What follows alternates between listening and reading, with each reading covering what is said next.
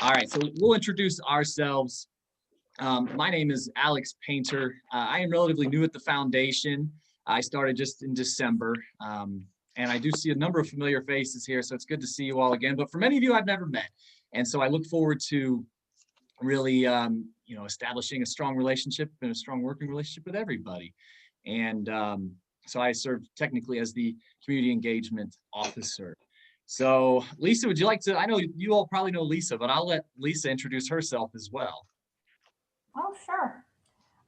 Lisa Bates, Program Officer for the Foundation, and I work with the Wayne County nonprofits through our grant cycle and the challenge match, as well as scholarships for the Wayne County high school students and current college students, as well as the Lilly Scholarship in the fall.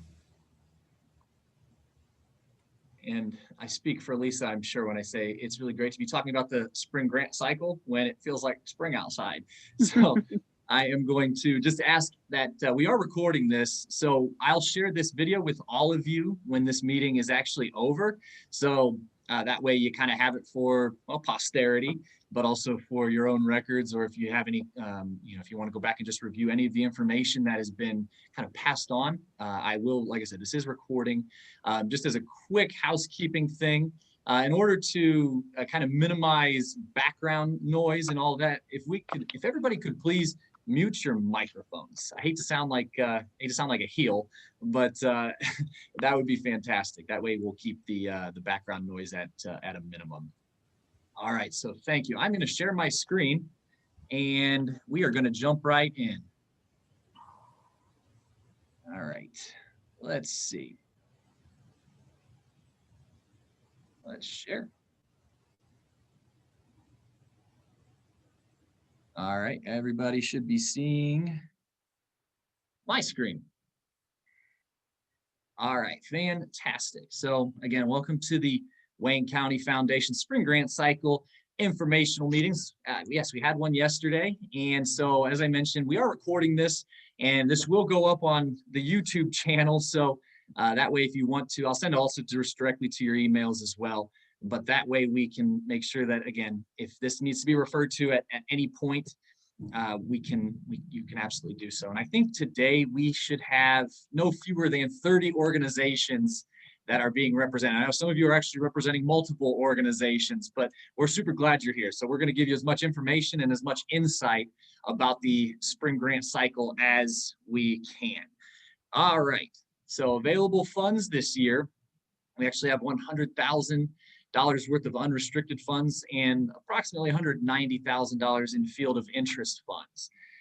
I know that some of you, depending on your familiarity with this process and with this cycle, you might be curious as to what the average amount of, how much the average amount funded is, or what are some of the projects of the past that have been funded. So I will actually pull up a list here once it's the appropriate time of last year's grantees and the amounts and kind of some of the projects, but I'll also show you where all of that can be found. All right, so the categories, which Lisa, if I'm correct in this, the organizations do not have to self-select their own categories anymore. Right. Okay, fantastic. Thank you, Lisa. And the categories are animal welfare, arts, education, environment, human service assistance, and literacy. So those are the categories in which we are looking to fund. Now, as a quick timeline, so the application technically opened yesterday. And if you go to waynecountyfoundation.org and then you go to the Grant Center, which I'll actually show you that here after a bit, but I'll just verbalize it now. If you go to the Wayne County Foundation's website and you just scroll over the Grant Center option, there's a little drop-down menu that kind of comes down. You just click Spring Grant Cycle, and pretty much all of the information that we are covering today can be found there, including kind of a step-by-step guide to the process, as well as PDFs of the timeline and the budget stuff and the grant-making guidelines and all of that. So again, application opened yesterday. It will remain open through Monday, March 22nd, 12 p.m. noon, not 12 p.m. midnight. So that's kind of a big thing. We will answer questions all the way up until then. I guess what I recommended to the group yesterday, don't be like Alex Painter when he was a student at our own college and ask questions, 15 minutes before the paper's due. We're going to be open for questions throughout the entire process. And then Thursday, May 20th, is our board is going to make the final determination as far as grant recommendations. So, but in between that, Lisa, you can kind of corroborate on this if you'd like. We do have a grant committee that will review all of the grant applications in their entirety, which, Lisa, we typically receive 50 or so. Yes, a lot of reading for those grant committee members. So yes, yeah, certainly don't envy some of the, I mean, it's really enthralling stuff, but it is definitely a time commitment. So, all right. Lisa, would you like to take it away here for the process? Oh, I will try. Alex is such a great speaker and so engaging, and I am just normally stuck in my little office doing my work. So everybody bear with me as I read through all of this. I have some notes if you see me turning my head. But I just kind of wanted to go over some of the basic information. We still have the guidelines for traditional grant making cycles that we introduced last year. And I just wanted to touch on a few key points in that document.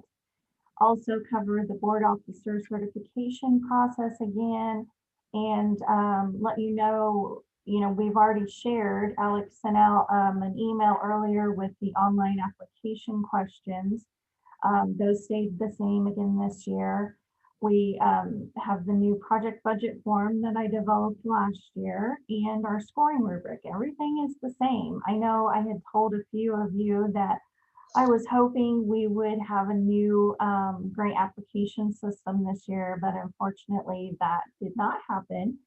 So we'll have that to look forward to for the challenge match later this fall. But everything should be the same. And for those new people, feel free to reach out to me if you have questions about the overall process. So let's get started on the guidelines. Alex, there you go.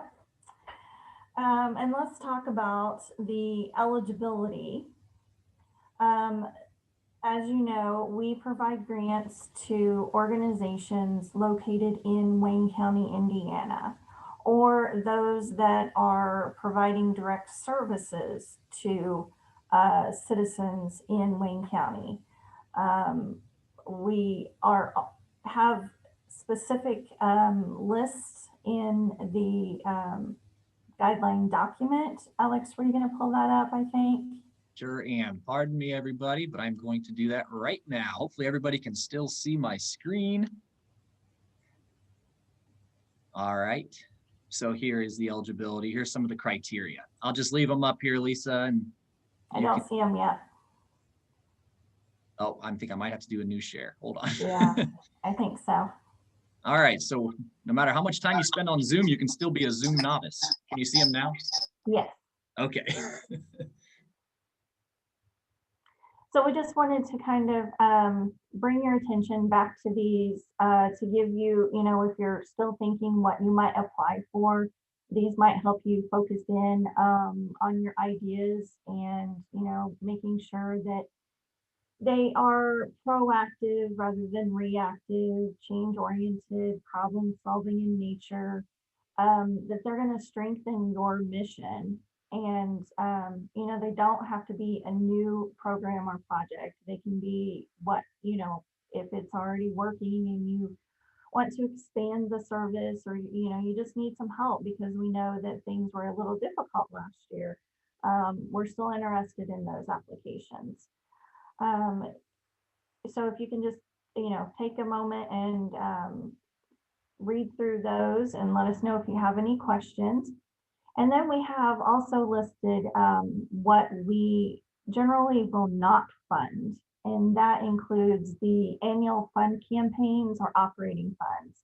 And we'll talk later about the challenge match, which is specifically for you to get operating funds and have the chance for those to be matched in the community. We're also not interested in debt reduction, paying, your bill, and post-event or after the fact applications. So if you've already had an event, we're not interested in funding that, as well as religious purposes. But again, if you have questions on what we would fund or wouldn't fund, please feel free to reach out. I'm happy to answer any questions. I can't guarantee what the grant committee will decide, as that committee changes up every year, but they are provided this document. And we do discuss, things that we have funded in the past and what we haven't. I think we're ready for the next slide. Yes, indeed. I will be right. All right. Okay, I just wanted to touch base on the board officer certification process.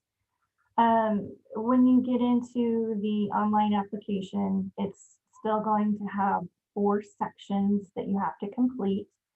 And that is application information, which is your basic organization information.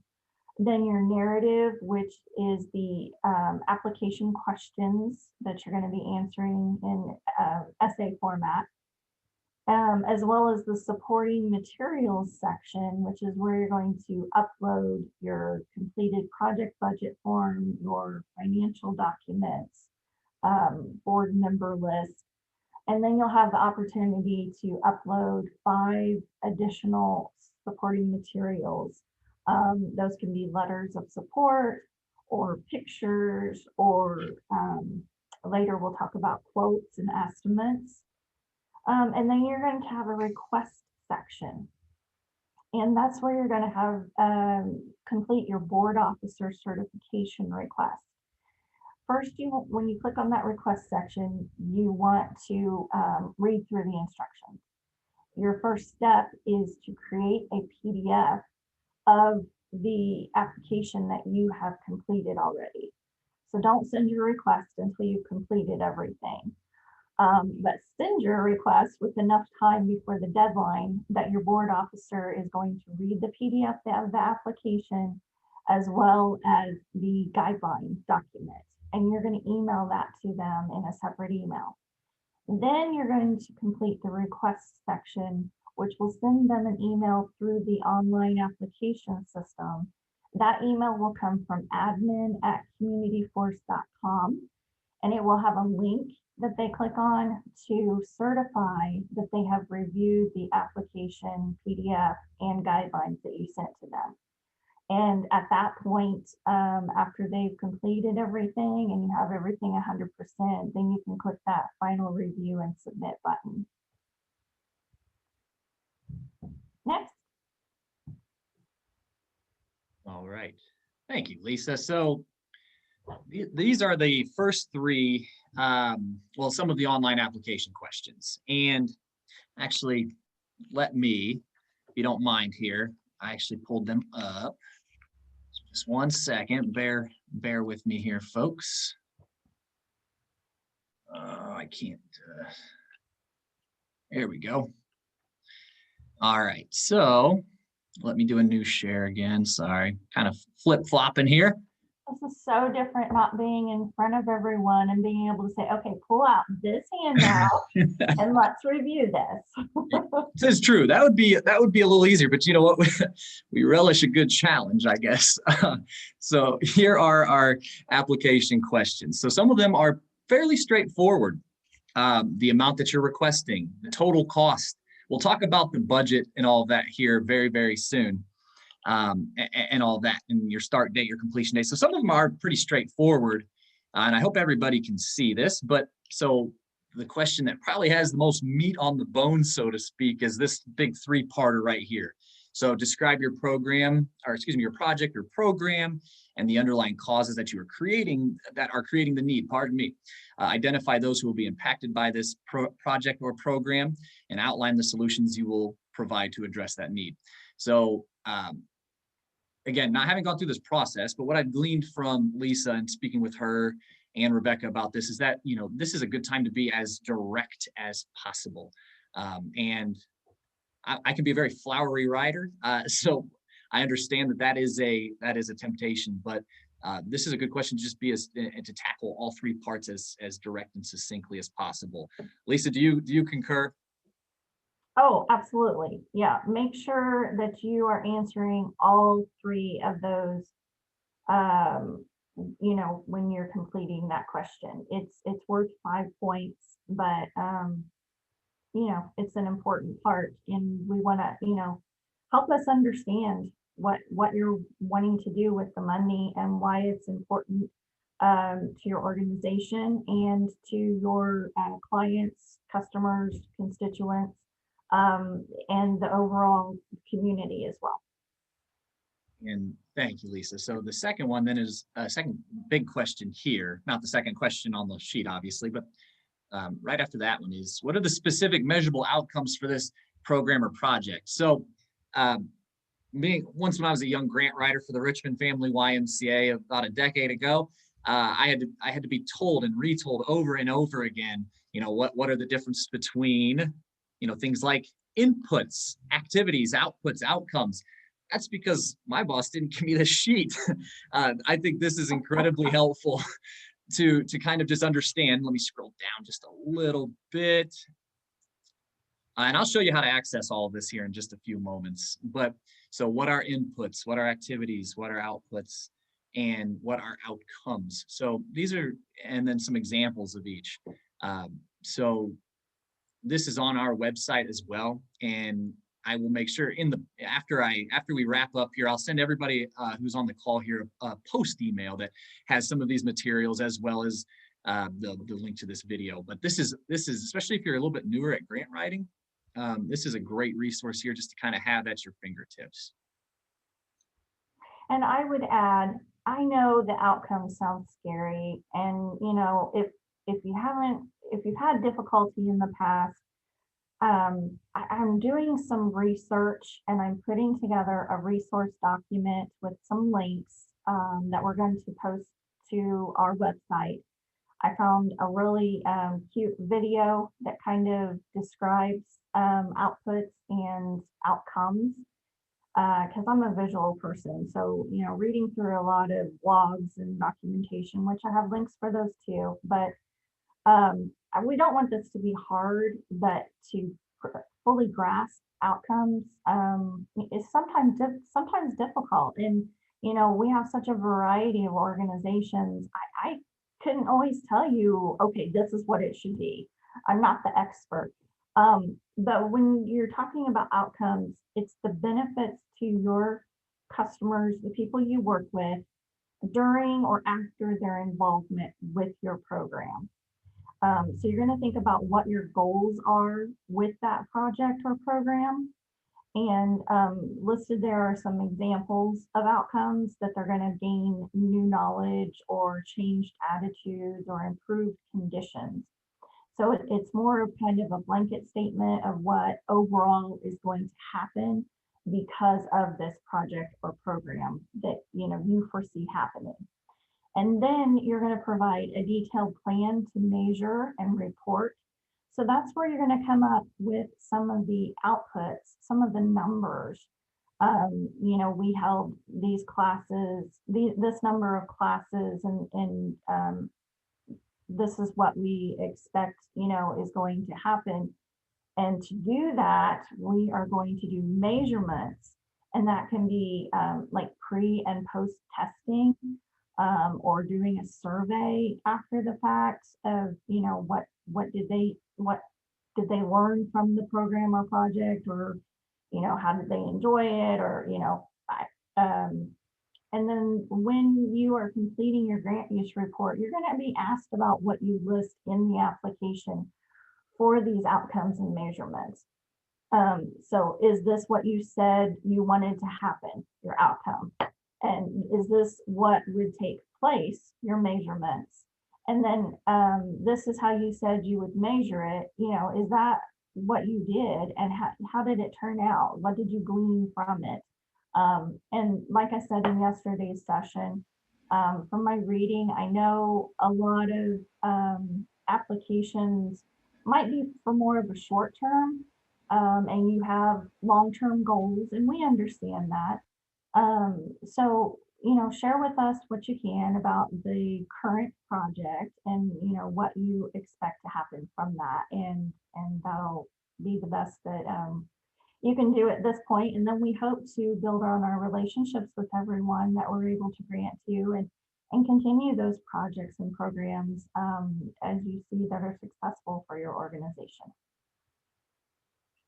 All right, thank you, Lisa. Thank you, thank you. And so we are going to jump back to the PowerPoint as we continue to march down the application questions is please provide a detailed budget narrative. So forgive me, I'm going to jump back to the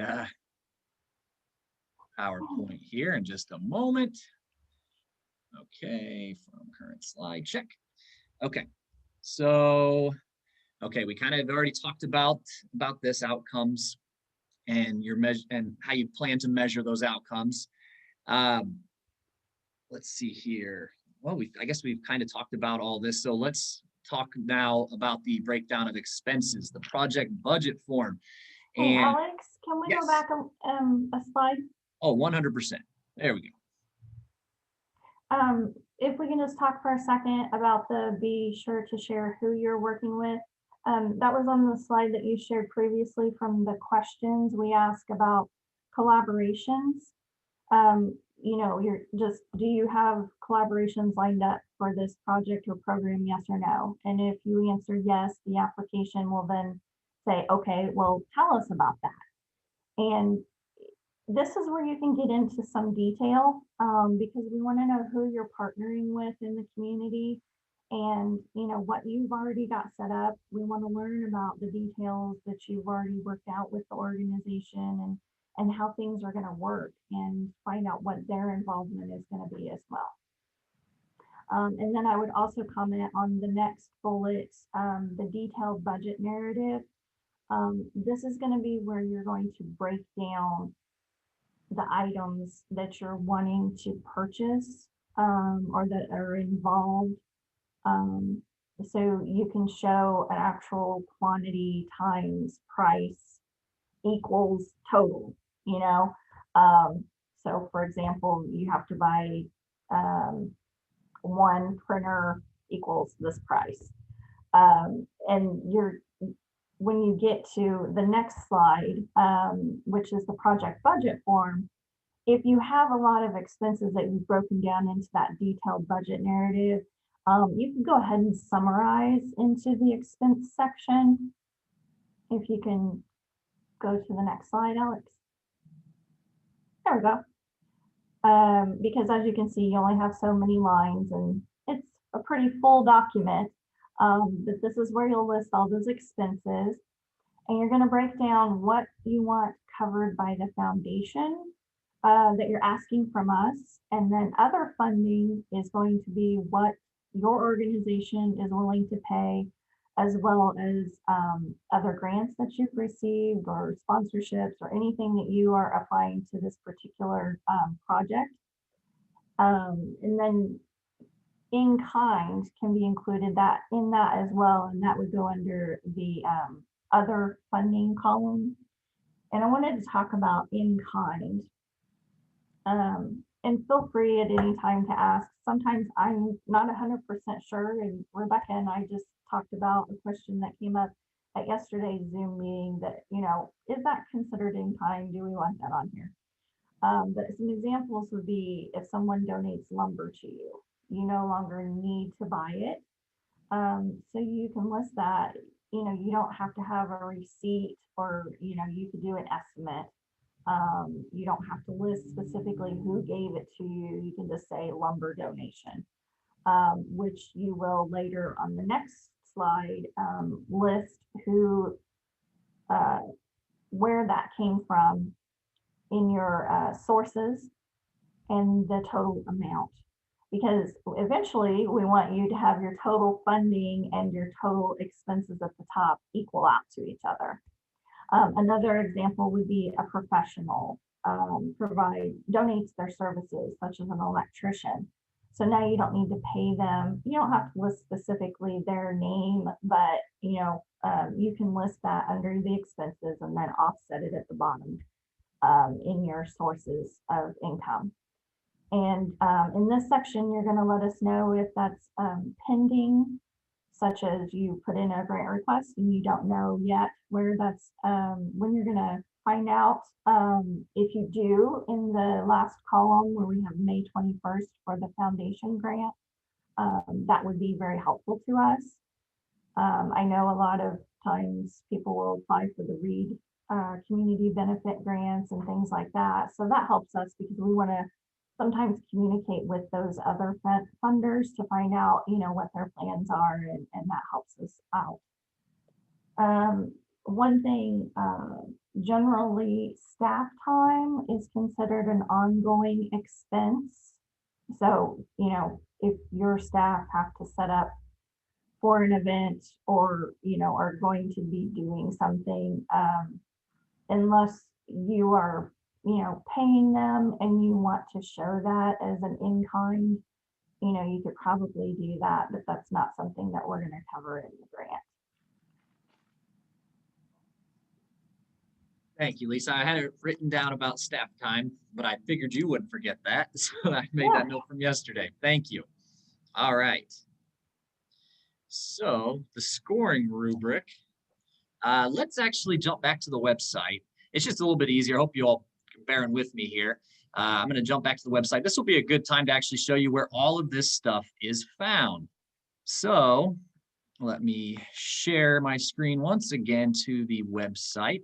All right, so this is our lovely website. You're getting a facelift at some point this year, but not during this grant cycle period. So if you scroll over this, again, the Grant Center, gotta do it correctly here. My ribbon here, my Zoom ribbon's in the way, so let me move real quick. Okay, so, and then you just click Spring Grant Cycle here. And this is kind of the landing page for pretty much everything that we're talking about. Some of you may have registered for this meeting right here. But here's some information about the spring grant cycle.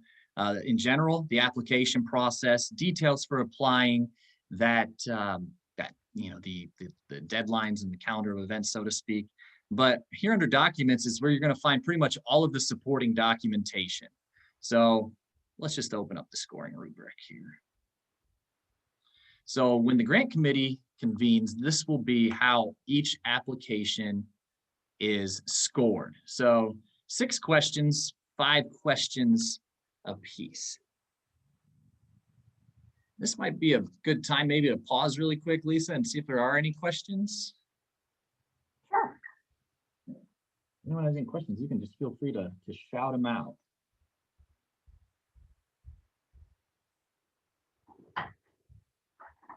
And if there aren't, I would just assume that Lisa is explaining everything and batting 1,000 on this meeting. But if there are questions, feel free to throw them out. Roxy asks, obviously things are changing with the world. What if an event is planned and then canceled due to COVID? I think we were actually able to avoid that mostly this last year. So Roxy, that is a really good question that I would like to talk with Alex and Rebecca and get back with you. Maybe we could let everyone know what the answer is to that question later. Because we just hadn't really thought about that. Roxy, that is a great question. I think that is definitely one that we'll have to kind of huddle up about, so to speak. Alex? Yes. Can you take verbal question? Of course, Guy, fire away. Number 5, potential benefits. Is that measurements you're looking for as outputs or outcomes? Oh, Lisa, I'll defer to you to give a more thoughtful answer than I. I haven't looked at these questions since last year. Does the amount of the request seem in line with the potential benefit? So I would recommend to my grant committee members to be looking at the overall benefit to the community. To the, what was our last words? To the community, or to Okay, thank you. your group of constituents. So- I know, some organizations only serve a select pod, so it's not as big impacting to the overall community, but it is big impacting to those individuals. So the question isn't defined by either outcome or outputs. To me, I it would seems, say outcomes. Would you, Alex? yeah, and I think just kind of, and giving it a once over to just kind of see that the amount that is being requested, the dollar amount kind of feels like it's synchronized with the potential benefits. And so maybe this is a good time to jump into our 2020 Spring Cycle Awards. Can everybody still see this? Yep. Okay, cool. So here are last year's, and again, this is actually also on that landing page for the Spring Grant Cycle at the very bottom. There's just kind of a summation of 2020. So here's some of the projects and the grantees and the amounts. So, this is out in the public sphere. So if anybody is curious, like, well, what did some of the projects from years past look like with some of the amounts? This is a really, really good resource and a really great place to kind of start. So I'm sure some of you see your organizations up here as well. But here are some of the projects and programs from last year. As you can see, some of them are new, some of them are ongoing. So some of them would have been new, kind of fresh for 2020, and then others, like Help the Animals. Of course, the spay and neutering of the animal population is something that is ongoing. And that would be something that I don't know if we covered earlier about those field of interest funds. The committee makes that determination when they decide, after they've done their scoring and they're deciding what organizations they're going to fund and the amount, because, they may decide to fund only a portion of your request. First, they're going to be looking at those field of interest funds to try to award out of those. And then we go to the unrestricted funding. Absolutely. Thank you, Lisa. So yeah, I'm trying to very dramatically scroll through this list so that way everyone can read it. However, again, it is here at the bottom of the grant cycle page. So, don't hesitate. This is just, again, kind of a summation of last year. And then to learn more about the 2020 grantees, just click there and be rocking and rolling as well. All right. So, Alex, I have a question. yes, Tina, please. Unless I'm sorry, I don't want to jump the gun if you want me to wait. No, by all means, go ahead. Because I represent so many different organizations and I'm. What hat are you wearing? Right now I'm wearing all three. But this question pertains to RCT. Okay. So the Civic Theater, and this is more of a general question for our RCT grant writers because I don't write the grants for RCT. But I'm thinking if this is project specific, can an organization, and I may find this in my reading, so I apologize. If an organization applies for specific funding, so RCT has, stage one, they do something, or if they're looking for a program, can an organization only apply for one grant for one program? Yes, you have to pick which program you want to apply for. Okay. Thank you. Mm-hmm. Yeah, that's a great question. It's a great question because, of course, many of our organizations are very multifaceted in that sense. And so, yeah, thank you, Lisa. Mm-hmm. And, oh, yeah, no, absolutely. Does anyone have any other questions? Lisa has, and we have some advice that we're going to launch into here in a moment. Does anyone have any other questions? All right. There'll be plenty of time here to kind of talk about them here in a second. So let me go back to the slideshow here. Pardon me. All right. So I'll read them off. And I'm sorry? I said you're doing great. Thank you. Yeah, At just least we doing haven't this bit of lost a, you today. Yeah. I'm sorry? At least we haven't lost you today. I Yes, was so talking, looking at this screen, didn't realize Alex was gone. The PowerPoint wasn't up. It was fun. yeah, there was 2 minutes. I'm still relatively new around here. So when I'm sitting in my very first kind of meeting and all of a sudden my internet goes out mid-sentence, that was cause for some trepidation, or at least I internally. was fine. You were Yeah. panicking. It's okay. I know. I was like sweating over here. Anyway, so glad we haven't had any internet mishaps today. So here is some advice. I'll read it. I'll kind of narrate this, and I guess some of them is, I guess most of it's pretty self-explanatory. And at least if you'd like to expound on anything, please, by all means. I will chime in. But so answer the questions that are asked on the application. And again, take note, as we kind of talked about that big 3-part question, some do have multiple parts.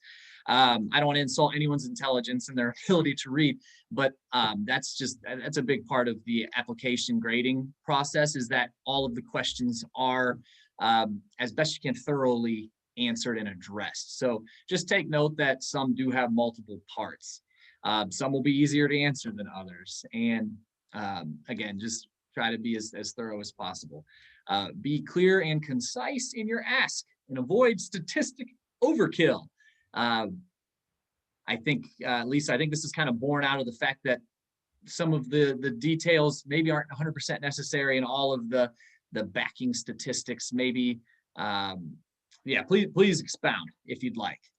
Right. I know a lot of other grant applications that, you're doing, especially those government and state ones are looking for a lot of supporting information. We don't necessarily need all the acronyms and the percentages and numbers. So don't worry about stuffing the box and adding a lot of fluff.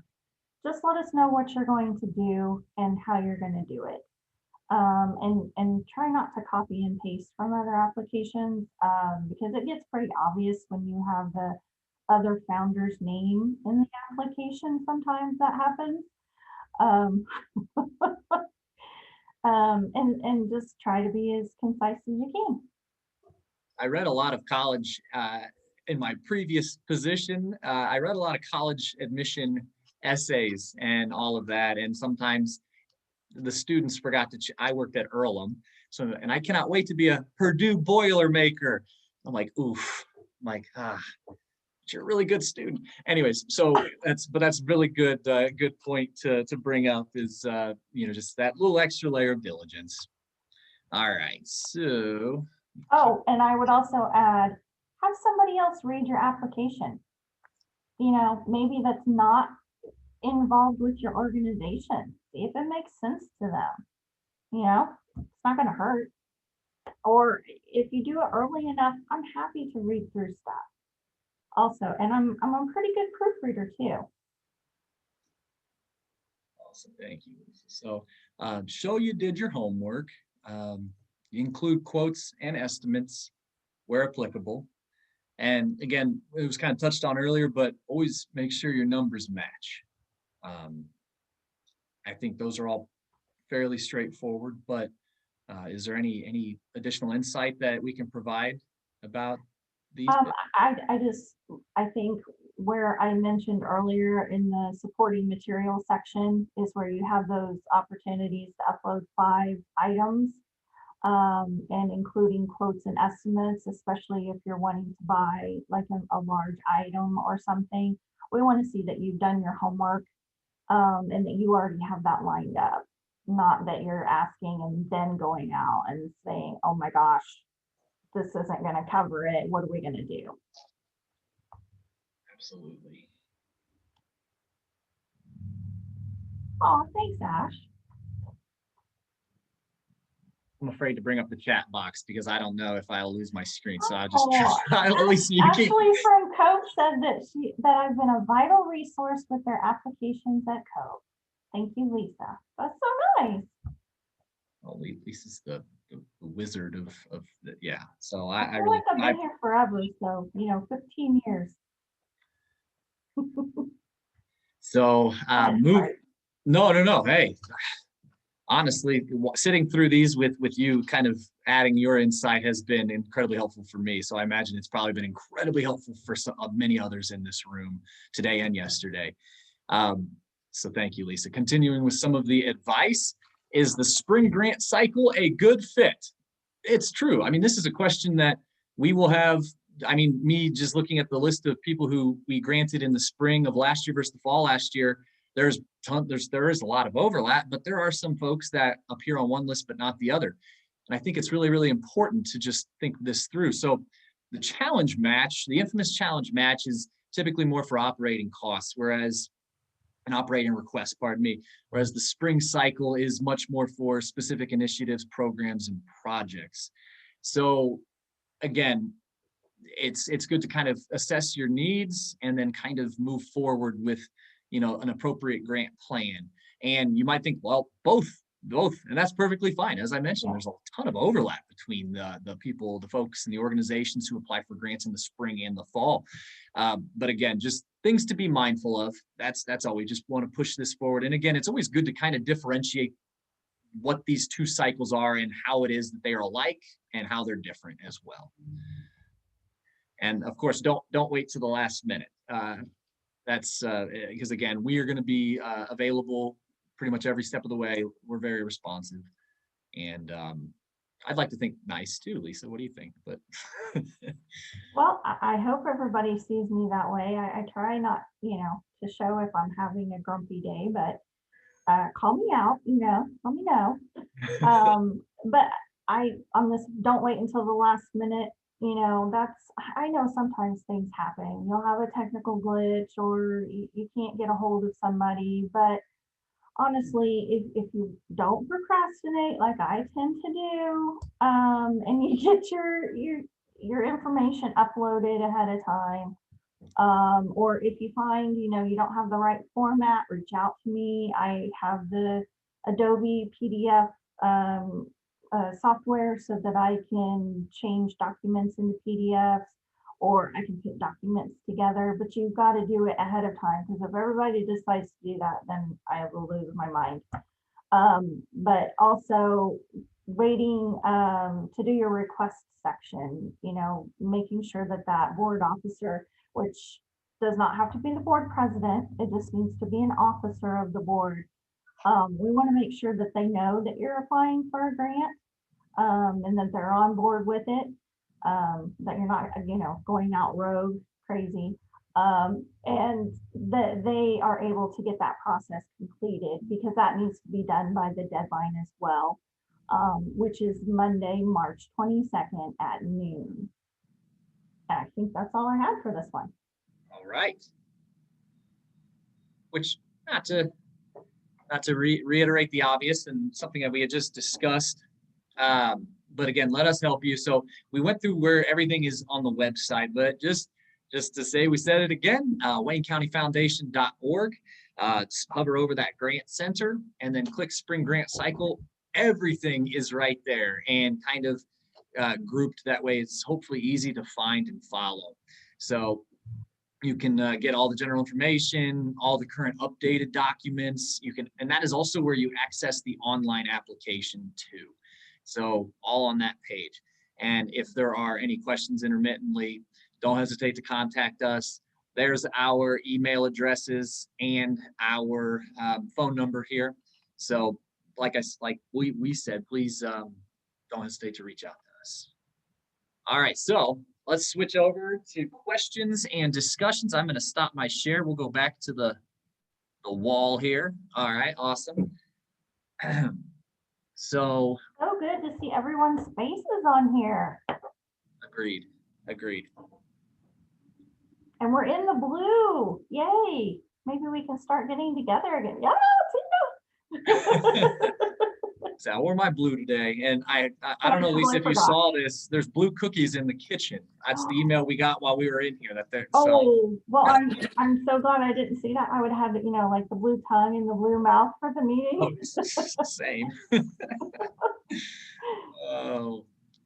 All right. Well, what can we help with additionally? And again, this video will be put out there into the the sphere of the internet here soon, or at least shared with you directly.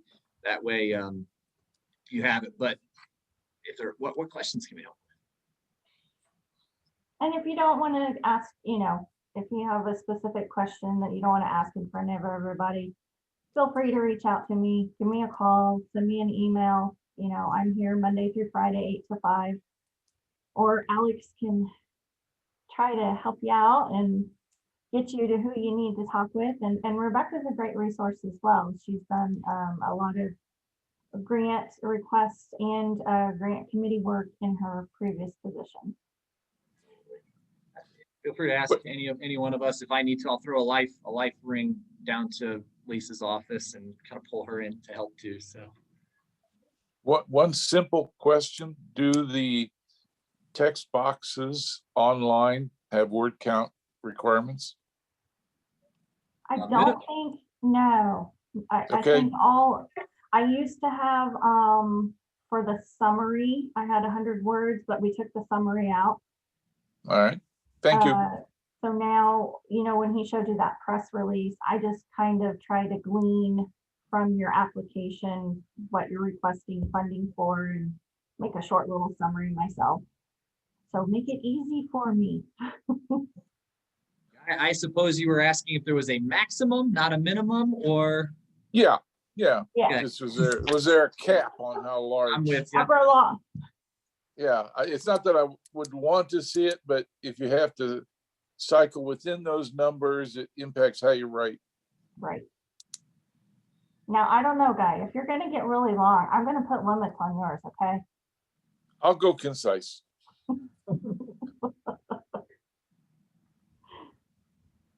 And just remember that grant committee is normally 5 people reading 50 applications. Everybody reads every single application and scores it. So precise, concise.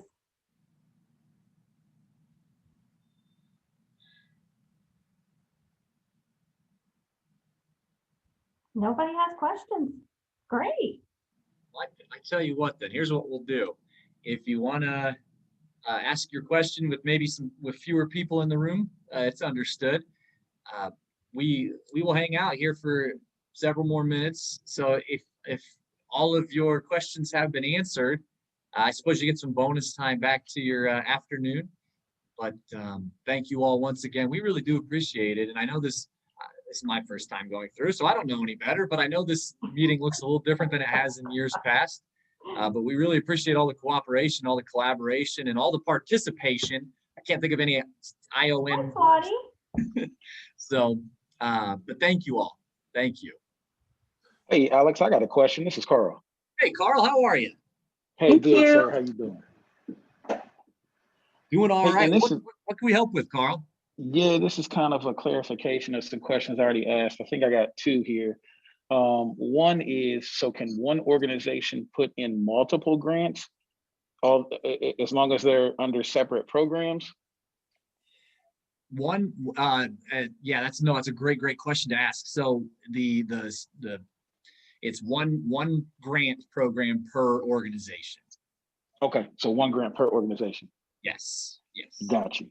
And then secondly, when it came to, you guys are talking about unrestricted and restricted funds, as far as where the funds come from those 2 buckets, that's a decision you all make, correct? Not the grant writer. Correct. Lisa's nodding her head, so I'm gonna just grab her coattails and let her run. So yes. Okay, great. Thank you. Yeah, of course, Carl. I just want to say thank you for everything, and be prepared for after questions when we're actually going through the process. And I concur with the others. Lisa's wonderful, and Aww. No question is a dumb question. She's great about answering questions and helping us through it, because I'm still fairly new. So thank you all. Well, I have to say, I'm really surprised. Yesterday, there were many questions in the chat. So maybe I covered those things today, hopefully. Yeah. But I know everybody has, specifics that'll come up. So that's fine anytime. That's kind of why we're here. But Tina, was glad to have you here. It was nice to meet you too. I don't believe we've met, so it's very nice to meet you. You haven't met Tina? I don't believe so. Oh, no. I'm just gonna say you're missing out. You gotta forgive me. I'm just getting out of the Earlham bubble. Shoot. Once we're allowed to gather safely, I mean, I know we are, but once we start to gather safely, you'll see me everywhere. I promise I'm not a clone. I just pop up everywhere. So, I hear you. Like the Okay. Energizer Bunny. and this bunny's ready for some energy. I mean, I'm like, come on, let's get together safely. Yeah, it'll be sooner rather than later, hopefully. Warm weather's coming. Knock on wood. Got it. I'll see ya. Anybody have any other questions or comments? If not, we'll jump off. All right. Well, have a good rest of your day. Thank you all so much. Thank you. It's good to see you all.